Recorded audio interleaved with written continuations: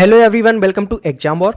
तो जितने भी विद्यार्थियों ने एमपी पटवारी का एग्जाम दिया था, चाहे वह चयनित अभ्यर्थी हो या ना हो, इन सभी के मन में बस एक ही बात चल रही है कि एग्जाम कैंसिल होगा या फिर नियुक्तियां दी जाएंगी या फिर पूरी भर्ती प्रक्रिया को ऐसे ही रोक के रखा जाएगा।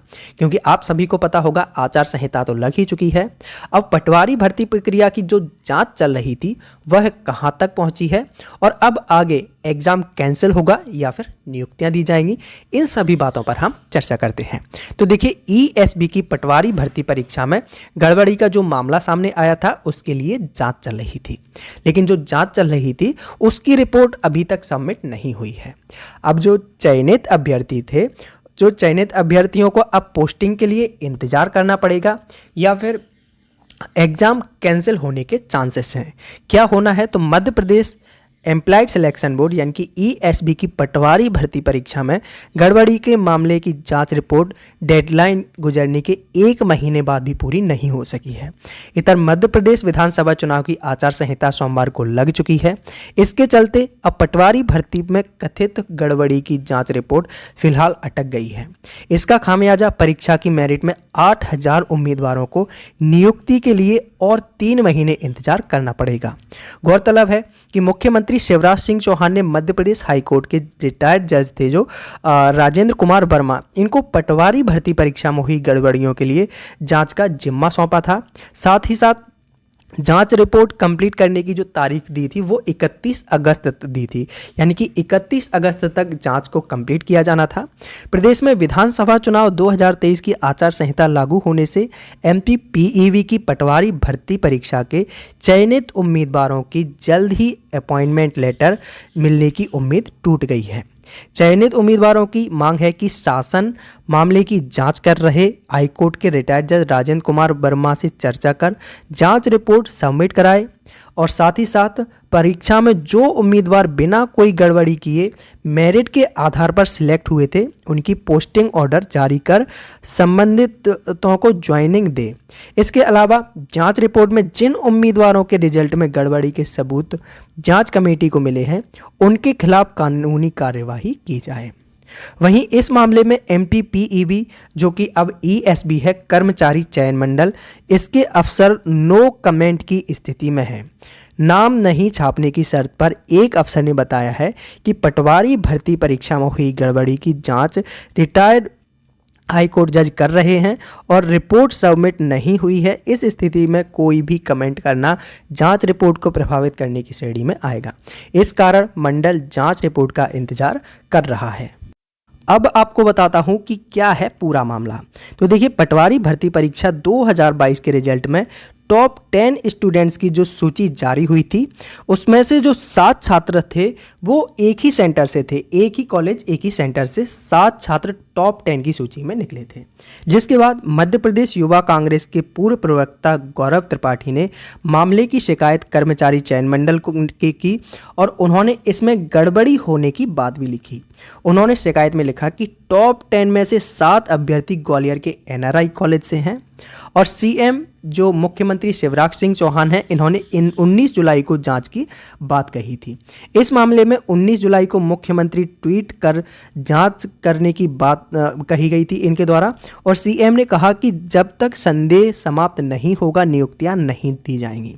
सीएम ने ट्वीट करके लिखा, कर्मचारी चयन मंडल के माध्यम से आयोजित ग्रुप 2, सब ग्रुप 4 और पटवारी भर्ती परीक्षा की जांच के लिए उच्च न्यायालय के सेवानिवृत्त न्यायाधिपति राजेंद्र कुमार वर्मा को नियुक्त किया गया है। जांच में इस परीक्षा से संबंधित शिकायतों और जांच के दौरान सभी बिंदुओं पर जांच की जाए। और पटवारी भर्ती प्रक्रिया में जो धांधली हुई थी वो कुछ इस प्रकार हुई थी। आपको बता दूं, मेरिट लिस्ट जो है वो 10 दिन बाद आई थी। टॉप 10 में से 7 अभ्यर्थियों का सेंटर एक ही कॉलेज में था और कॉलेज के मालिक विधायक हैं। एनआरआई कॉलेज ग्वालियर का था और उसके जो मालिक हैं वो विधायक हैं। दिव्यांग कोटे से चयनित ज़्यादातर अभ्यर्थी जो हैं वो मुरैना जिले के जौरा गांव से आते हैं। सबके उपनाम जो हैं वो त्यागी हैं, यानी कि त्यागी परिवार के जो ज़्यादातर सदस्य हैं वो दिव्यांग कोटे से चयनित हैं। और जो कुछ अभ्यर्थी इनमें से ऐसे भी हैं जो कि वन रक्षक की जो परीक्षा हुई थी उसमें तो फिट हैं, लेकिन पटवारी की जो भर्ती परीक्षा है उसमें अनफिट बताए गए हैं। और पटवारी भर्ती प्रक्रिया का जो शेड्यूल था वो कुछ इस प्रकार था। 22 नवंबर 2022 को ईएसबी की ओर से इसका नोटिफिकेशन निकाला गया था।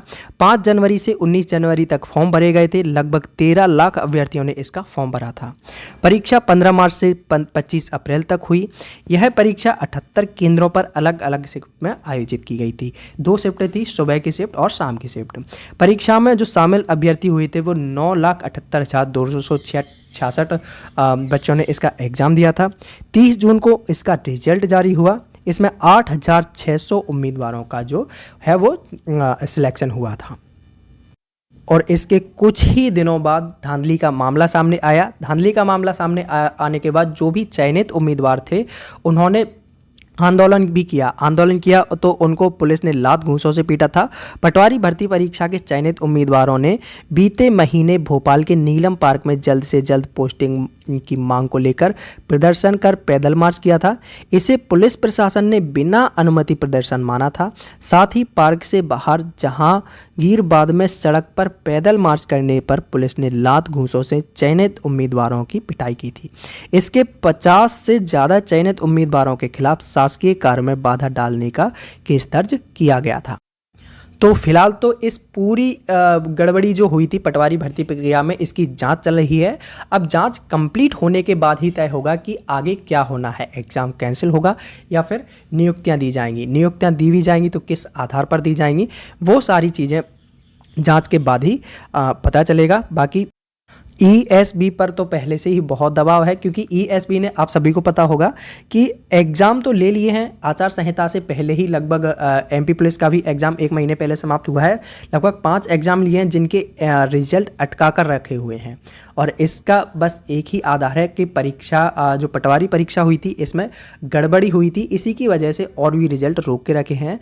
तो अब ईएसबी पर प्रेशर है कि जल्द से जल्द पटवारी की जो गड़बड़ी है उसकी जांच चल रही है उसको निपटाए, और साथ ही साथ और भी जो परीक्षाएं हुई हैं उसके रिजल्ट दे। तो हालांकि ये सारी चीज़ें चुनाव के बाद ही संभव है, इतनी जल्दी नहीं हो पाएंगी। तो बस चुनाव होने तक का वेट कीजिए। बाकी अगर आप सभी को वीडियो अच्छा लगा है तो वीडियो को लाइक एंड शेयर कीजिए। चैनल को अभी तक सब्सक्राइब नहीं किया है तो चैनल को सब्सक्राइब करके बेल आइकन पर क्लिक जरूर कर लीजिए, ताकि प्रत्येक वीडियो का नोटिफिकेशन आपको प्राप्त हो सके। Exam war always with you. Thank you for watching video.